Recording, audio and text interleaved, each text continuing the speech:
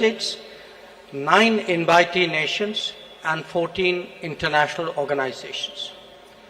It is a matter of particular satisfaction for us that the African Union has this morning become a permanent member of the G20, that too during the Indian presidency. This is in keeping with the priority that we attach to addressing the urgent concerns of the Global South. You would recall that at the beginning of our presidency, Prime Minister Modi's initiative, 125 nations were consulted to express the voice of the Global South. In terms of its organization and program, the Indian presidency, if I may say so, has been exceptional. Events have been spread across 60 cities, which are truly across the length and breadth of India. There has been a popular participation and a societal involvement of an extraordinary degree. The interest in G20 proceedings have been particularly strong among our youth. It has been an opportunity to showcase our culture, traditions, and heritage as well. The G20 has contributed to making India world ready and the world India ready. The declaration that the leaders have agreed on today focuses on promoting strong, sustainable, balanced, and inclusive growth. It seeks to accelerate progress on SDGs and has come up with an action plan accordingly. It envisages a green development pact for a sustainable future. It endorses high-level principles on lifestyle for sustainable development, voluntary principles on hydrogen, the Chennai principles for a sustainable and resilient blue economy, and the Deccan principles on food security and nutrition, among others.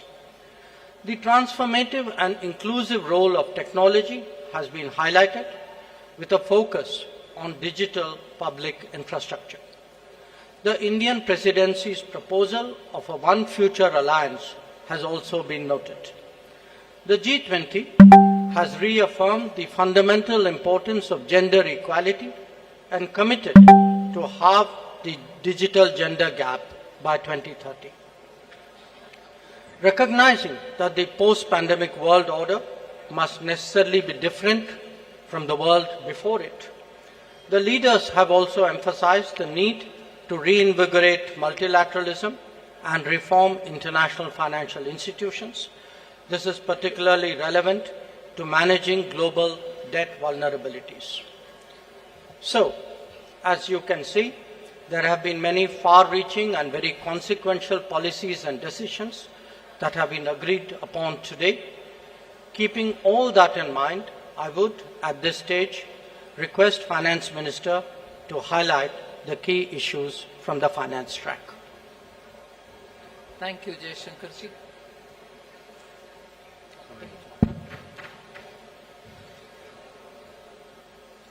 As was said by the External Affairs Minister, under the guidance of Honorable Prime Minister, India's G20 presidency has worked for the theme One Earth, One Family, One Future. So today we are in a position to adopt, through the finance track, people-centric, action-oriented and far-sighted approach, and as a result of which several outcomes of the finance track will certainly reflect these objectives with which we started the negotiations. It has been very clear in our mind that we should ensure that no one is left behind in our pursuit of global solutions. So we have endeavored to support countries, especially those from the Global South, to be an integral part of the global decision-making process. The G20, as you all know, is a very diverse group. Each country is at different milestones of economic development, and their trajectory is also very different in achieving their developmental goals. So through well-curated debates, and careful assimilation of all the perspectives, the Indian presidency has crafted solutions that resonate with each member, offering a shared path forward for all. Many action-oriented outcomes of this presidency contain comprehensive strategies that cater to the unique needs and aspirations of all developing nations. We assumed the presidency at a challenging time of geopolitical tension. The Indian presidency has worked to ensure that these divergences don't overshadow the core developmental outcomes or concerns of the global community that demand collaborative solutions. So today, as I look back at the 10 months of Indian presidency, I am left with gratitude and satisfaction. I can confidently state that the Indian G20 presidency has walked the talk. Now, let me share with you just some of the key achievements of the Indian presidency, the finance track. First one is the outcomes which are focused on strengthening the MDBs to address shared global challenges of the 21st century. So under this strengthening MDBs, there are 4 key highlights that I'd like to bring to your notice. The first one is agreement on the need for a better, bigger, and more effective MDBs. It is so necessary to have better, bigger, and more effective MDBs because the developmental demands from all across the globe is so high, these institutions will have to be better and bigger. This is also going to contribute to enhancing representation and voice of developing countries in the decision making. The second under the MDBs, strengthening of MDBs, is the G20 Independent Expert Group on strengthening MDBs, and this was established and it has submitted its volume 1. The first report, their report consists of 2 volumes. The first volume has already been submitted. The report recommends a triple agenda that dovetails with the call for the bigger, better, and more effective MDBs. The third point in strengthening MDBs is the agreement to collectively work towards boosting World Bank's financing capacity. Here the options will be explored that will deliver a powerful boost to the IBRD headroom to support low-income and middle-income countries. And the fourth, endorsement for the G20 roadmap for implementation of the recommendations of an independent panel on capital adequacy framework of the MDBs.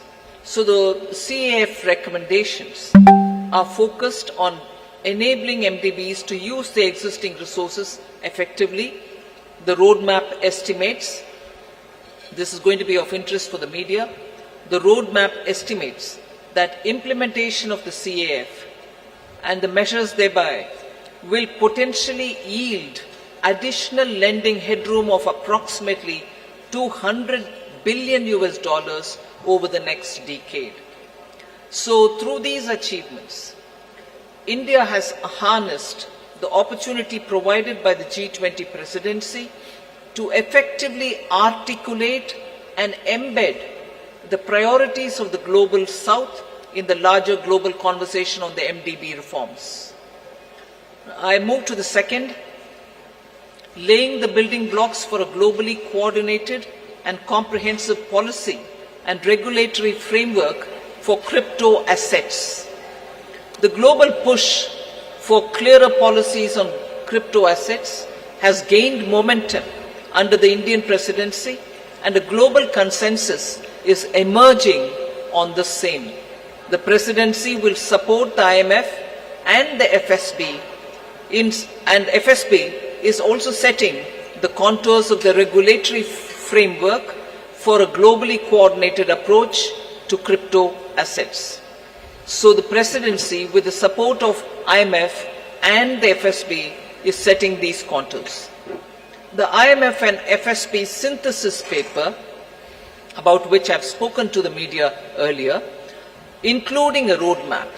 On that, I just want to give my observation This synthesis paper delves into how the policy and regulatory frameworks developed by the IMF and the FSB alongside the other standard-setting bodies will fit together and interact with each other. This paper is now available in the public domain for all of you all to see. The third one which I'd like to draw your attention to is the financial inclusion and productivity gains through digital public infrastructure.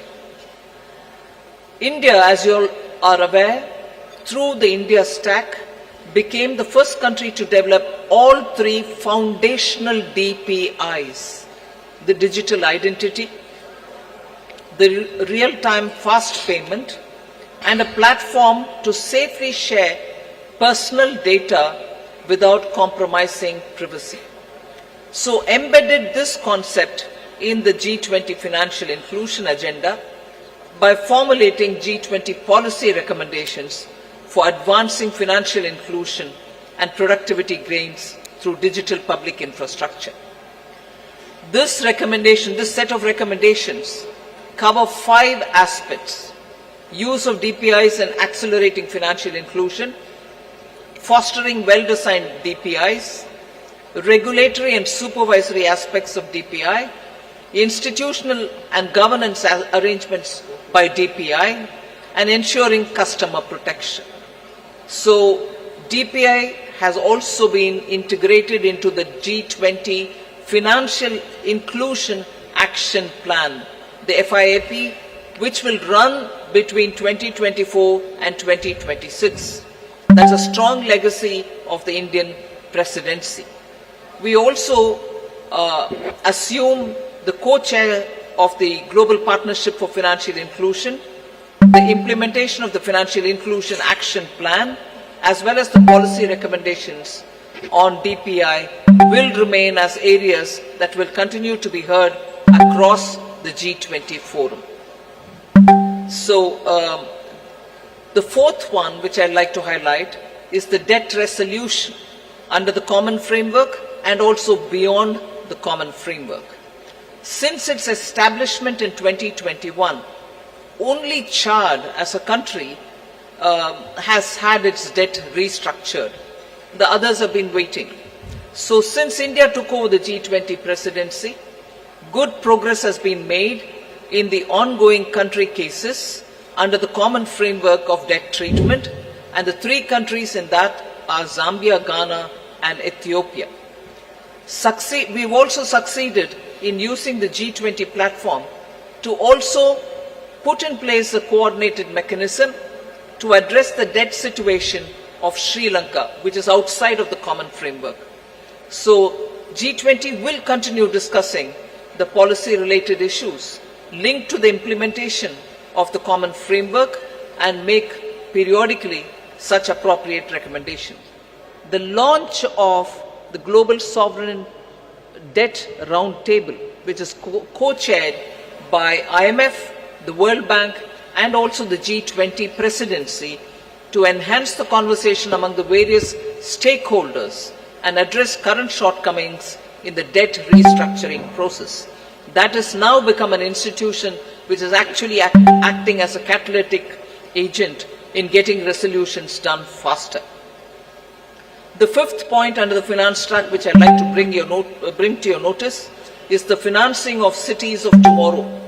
Key concerns of the low-income countries and emerging markets is always been to mobilize resources for financing sustainable, resilient, and also inclusive cities of tomorrow.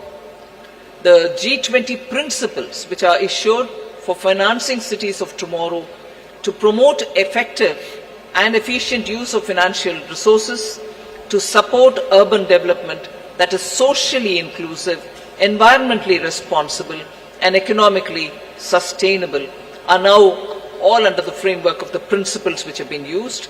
The MDBs and the development financial institutions can use these principles in their financing plans for urban infrastructure. The sixth, which I'd like to quickly draw your attention, is the 2-pillar solution on global taxation, the international taxation. We've made substantial progress in the two-pillar solution, and the work has also happened on the exchange of information on immovable property transactions between countries. There is a launch of the pilot program of the South Asia Academy in India for tax and financial crime investigation in collaboration with the OECD. The seventh, on which I'll elaborate, is mechanism to support the timely and adequate mobilization of resources for climate finance. Till date, the conversation was focused on calling on developed countries to say, where is that $100 billion US dollars, which didn't come. But Indian presidency adopted an action-oriented approach, and the G20 explored mechanisms that can support timely and adequate mobilization of resources for climate finance, facilitating access to multilateral climate funds and enhancing their leverage and ability to mobilize private capital has also been our focus. Special focus again on development, demonstration, deployment of green and low carbon technologies. Now the list of outcomes, I've pointed out 7, just 3 more which I'll not go into the detail, but you can take it as enough has been done on that. I'll also put it out for your consideration. Scaling up sustainable finance for social sectors, health and education. Technical assistance for capacity building. Then global conversation on transition policies, especially to include range of options, both on pricing and non-pricing. And the third one, enhancing finance health collaboration so as to cover many other work streams as well. So I listed out 7, elaborated on them, 3 others which have not elaborated, but on all of them, substantial progress and outcomes have been achieved. India's received tremendous support from the G20 members across the table.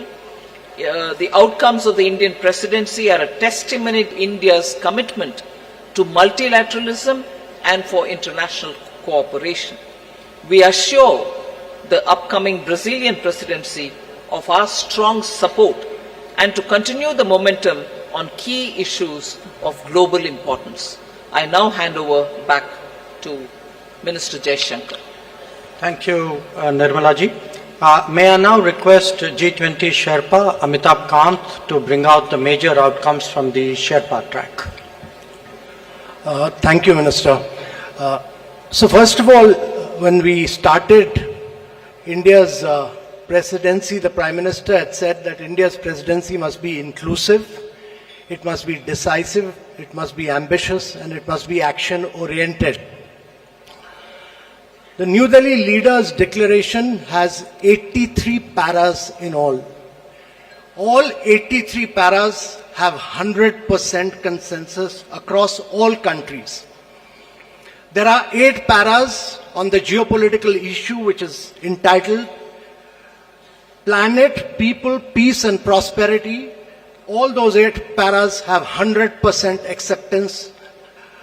All countries have unanimously supported the New Delhi Leaders' Declaration. This is one declaration without a single footnote and without any chair's summary. This is a complete statement with 100% unanimity.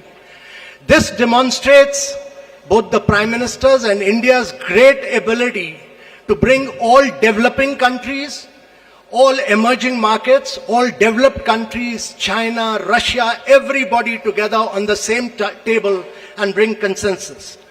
Secondly, this has been the most ambitious presidency in G20's history ever, because the number of outcomes it has, both the outcomes and the annexed documents are about 112, which is more than 2.5 times which has ever been achieved before.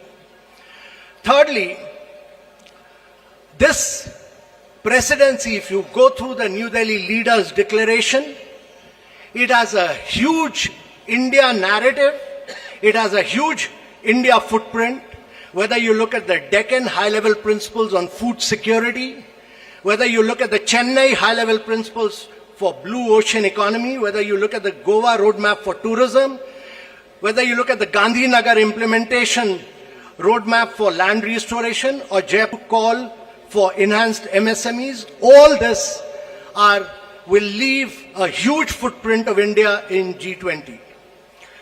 So one of the key achievements to my mind, one is that we've achieved a very major green development pact in today's world of climate action and climate finance. Every single country has come together to focus on green development pact, which has financing, which has focused on global greenhouse gas emission by 43% by 2030, which has a doubling provision of adaptive finance by 2025, which has a global biofuel alliance, which has completely new principles of life for sustainable development, which has ending plastic pollution, which has reducing disaster risk, and a whole lot of other components put together as the Green Development Pact of the leaders of G20 countries for a greener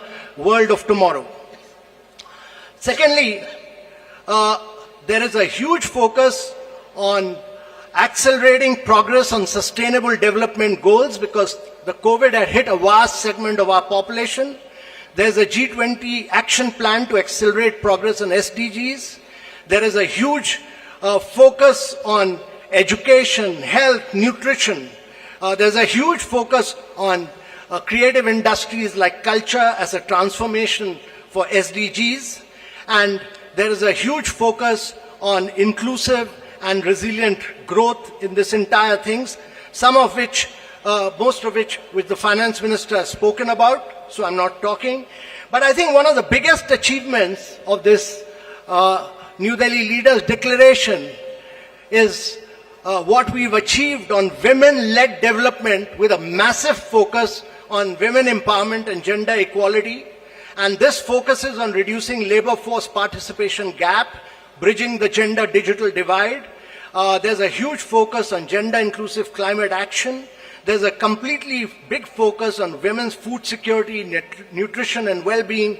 And we've created a new working group on empowerment of women, which Brazil will carry forward.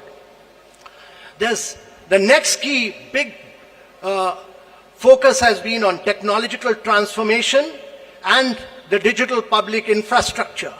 Before we started our presidency, there was a vacuum on the digital world. There was no definition of digital public infrastructure. There was no framework.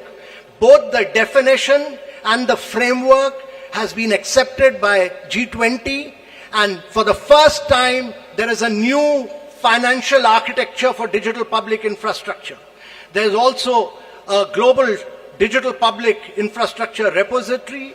There's a huge new focus. For the first time in the world, the G20 leaders are focused on artificial intelligence. They are focused on cyber security. Also, I would say that one of the key aspects of this presidency has been its focus on developing and emerging markets. No document of G20 has had such an immense focus on developing and emerging markets and the voice of the global south as this particular document has. This is a document of the global south. This is a document of the developing countries which came together and spelled out their priorities. And India has been the spokesperson of all the global south and spelled out their priorities in this document. This document also condemns terrorism. It denies terrorist groups safe haven and freedom of operation and many other things. But let me assure you that for the plan, for several new initiatives on climate and health, and this has been an inclusive G20. This has been a very a G20 where the leaders give a direction to global agendas, and this has laid the foundation for very bold action. But more than anything else, it has amplified the voice of global south. It has also demonstrated demonstrated that India has a huge capacity of bringing the world together and leading the world in developmental and geopolitical issues as well. So thank you very much, ladies and gentlemen. Thank you, Amitabh. Following up on my colleagues, let me add a few more remarks. While noting that the G20 is not the platform to resolve geopolitical and security issues, the leaders recognized that they can have significant consequences for the global economy. In particular, they dwelt on the ongoing war in Ukraine and the impact it has had, especially on developing and least developing nations still recovering from the pandemic and economic disruption. The 3 F's, food, fuel and fertilizers, were issues of special concern. Another subject, forms and manifestations, and recognized that it constitutes one of the more serious threats to international peace and security. So, in conclusion, as you can all see, all G20 member states have come to New Delhi with a strong sense of responsibility about addressing the most pressing global challenges. Speaking for India, we are clear that no one left behind, as the Finance Minister highlighted, no one left behind is as much a foreign policy goal as it is a domestic one. Indeed, it should be a global one. Obviously, there are differing viewpoints and interests at play in regard to the various issues under discussion. However, we have been able to find common ground on all of them. As a result, we can justifiably state that under Prime Minister Narendra Modi's guidance, the New Delhi summit has given clear directions for the growth and development of the global economy in the years ahead. We would be glad to respond to your queries. Thank you. Thank you very much, sir. Before I hand over, open the floor for questions, let me just mention that the document in question, the New Delhi Declaration, has been uploaded on the website about an hour ago, and please have a look at it. Let me open now the floor. I see gentleman at the back. Yeah, right there at the back on the left. Yeah. Parikshit, right? Yeah, please. No, not there. Behind you.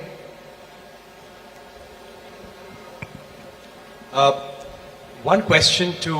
Please introduce yourself and the organization. I'm Parikshit Luthra from CNBC TV18. My question to Minister Jaishankar and G20 Sherpa Amitabh Kant and also Finance Minister Nirmala Sitharaman. How difficult was it to have consensus on the wording of the Ukraine-Russia war? This has been a difficult point in every conversation in the G20. There were several drafts circulated. We heard of a new draft this morning as well. Were there any countries which actually helped India in bringing consensus on the table? I see a name. I see the lady here. Please, ma'am. Yeah, you.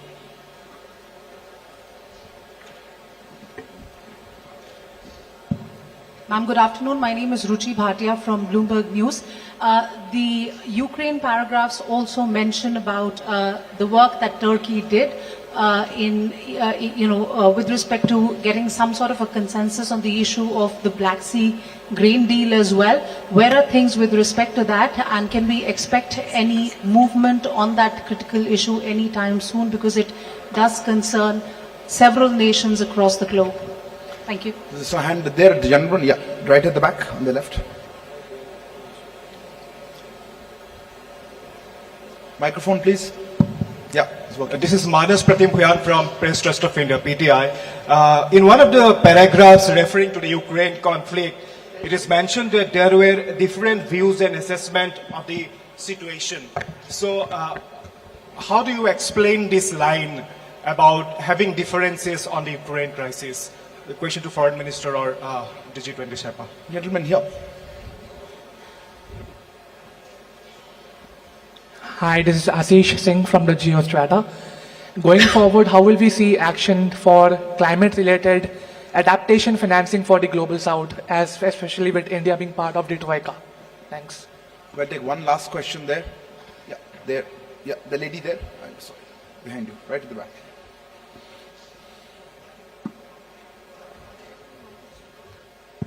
Okay. Hi, I'm Hamna from Brute. I wanted to know, does India see itself as the leader of the global south, and how did it assume this role? Because then, How does India see itself as leader of the As the leader of the global south. Where is this lady? I'll just go with the stop then I'll. Let me respond to some of the questions and then I'd like request the Sherpa to come in on that after me. How difficult was it to forge consensus on the Ukraine issue?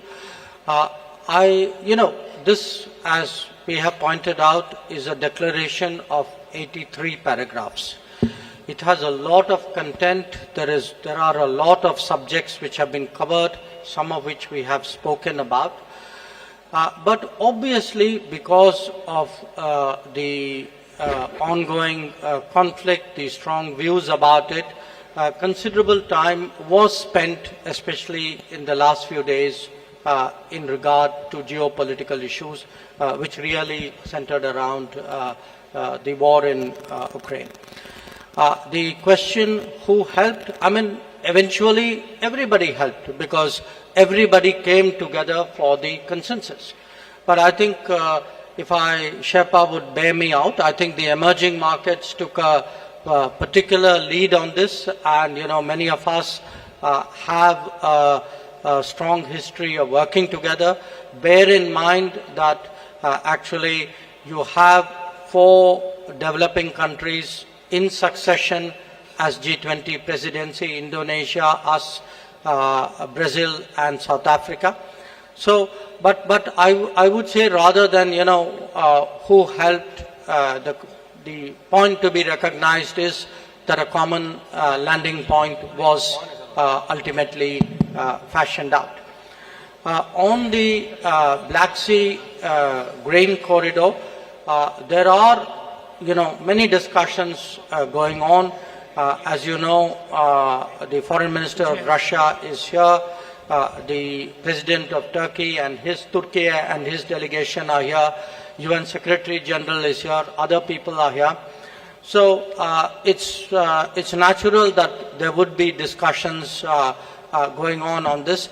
In the past, I should add, when the Green Corridor was created at Bali last year, we had also, in our own way, contributed to some bridging of viewpoints and concerns, both between, at that time, between Turkey and Russia, and also worked with the UN Secretary General.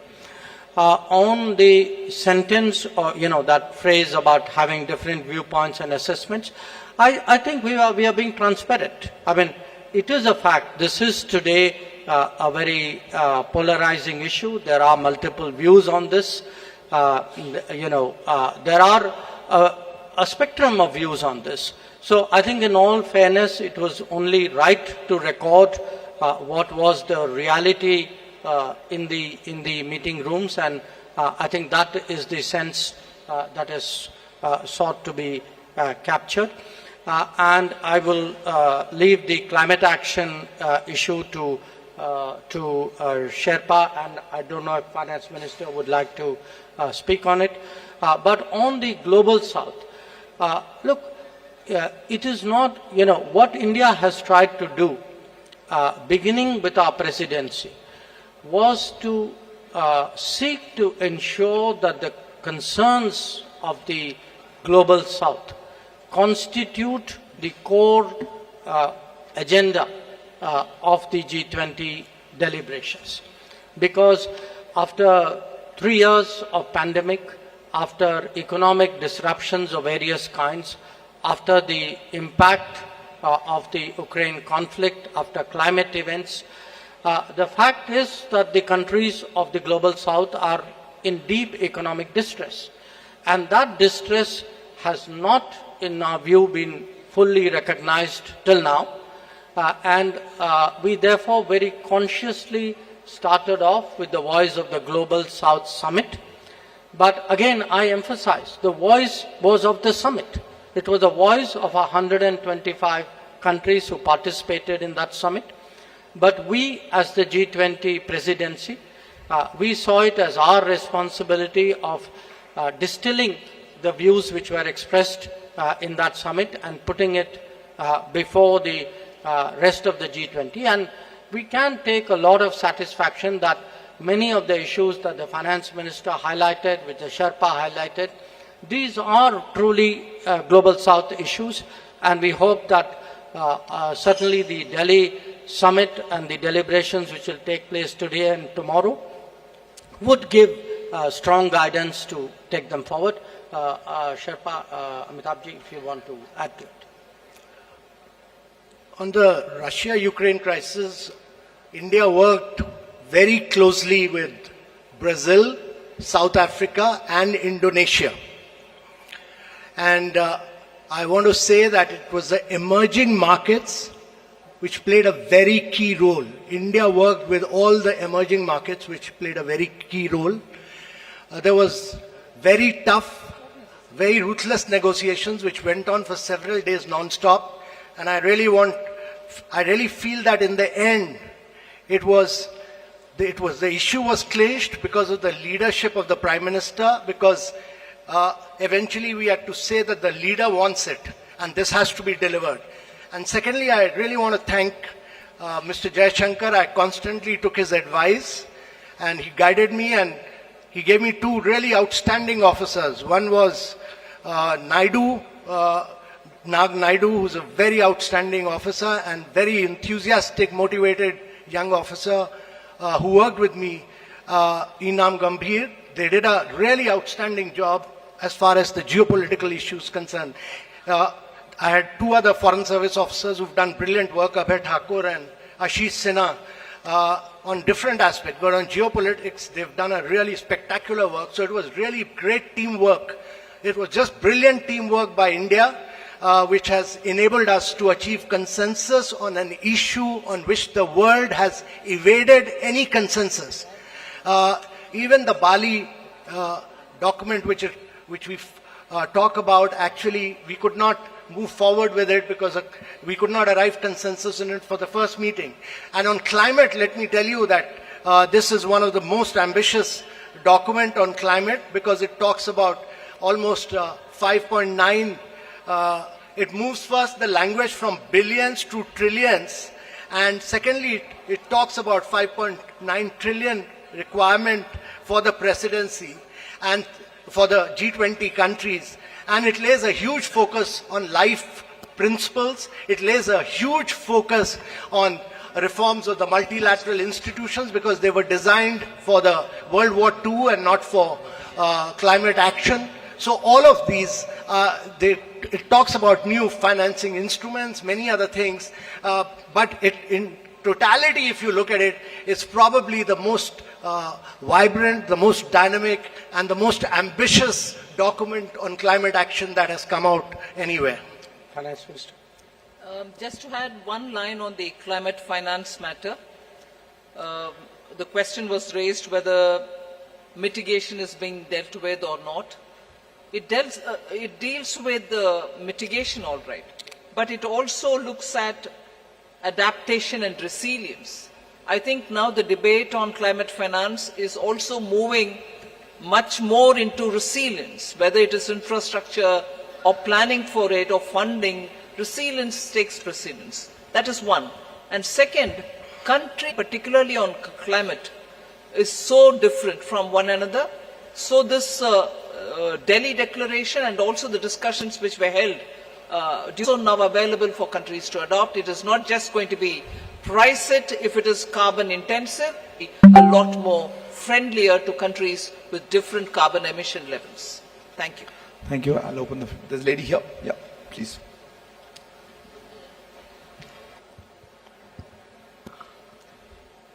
Hello. Yeah. Good evening. Global acceptance of the fact, or at least a G20 acceptance of the fact regarding and globally that you see. Thank you. Well, globally, I think it will have. Oh, sorry. We can take questions Yeah, together. okay. Yeah, gentlemen there. Yeah, you. The gentleman there who's put his hand up, if you could give the microphone to him. Yes, sir, you go ahead. You had the floor. Yeah, go ahead. No, not you, sir. Okay. Is achievement a step towards achieving what India has described as a world of greater multi-alignment as opposed to the more old-fashioned Is the microphone on? Yeah, thank you very much. I just wanted Minister Please Jaishankar introduce yourself. counter-terrorism measure. How serious was the members of the G20 in fighting terrorism together? Samira Hussain with BBC News. I want to go back to Russia, and if you look at the language that was used in Bali, were those concessions made in order to get Russia to sign on? And do you think the weight of this has been watered down? And does that take away from its importance, especially when you're talking about fuel and food security? Yes, yeah. Right in front. Hello. Yeah, sir, Rishikesh from the Press Trust of India. Everyone must surprised by this outcome. मेरा सवाल है कि What was there? What was the? Did you have one question or two questions? One more. There was a lady, gentleman there. Yeah, sitting there. Yeah, behind you. Yeah, Pranay, go ahead. That the inclusion of African Union in G20, it has been done in a record time because in June the Prime Minister इसमें शामिल है. क्या कुछ इसके पीछे हुआ? in this direction. Maybe Finance Minister would like to. On the inflation question, globally, of course, it's going to have an impact the moment it is executed. The understanding is executed and the grain movements start from Russia and from Ukraine. So, particularly countries which have been hard pressed, which have originally and for a very long time depended of inflation, particularly in food grains. Domestically, we've had very little grains coming in. Except for edible oil, particularly sunflower oil, our imports have not been so much dependent on these countries. There are times when we've brought in extra edible oil, and therefore to that extent, yes, it will certainly have an impact on domestic inflation as well. But largely, India's domestic inflation is affected by vagaries of the monsoon or supply side problems. Global impact is not as much as countries which are outside dependent on grains coming completely for their consumption from outside. If I could respond to the question whether this is a world of multi-alignment. I mean, first of all, when we are talking about G20, let us remember that this is a forum for international economic cooperation. Its primary focus is on economic growth and development. And in a way, the G20 itself is a reflection of multipolarity. The fact that there was, in a way, the salience of G7 was a decade ago replaced by the salience of the G20. I think that itself was a statement. Now, what you see before you in terms of the leaders' declaration and the discussions that are going on are obviously discussions among a very broad, very diverse range of countries. Economic and social, cultural composition is quite different from each other.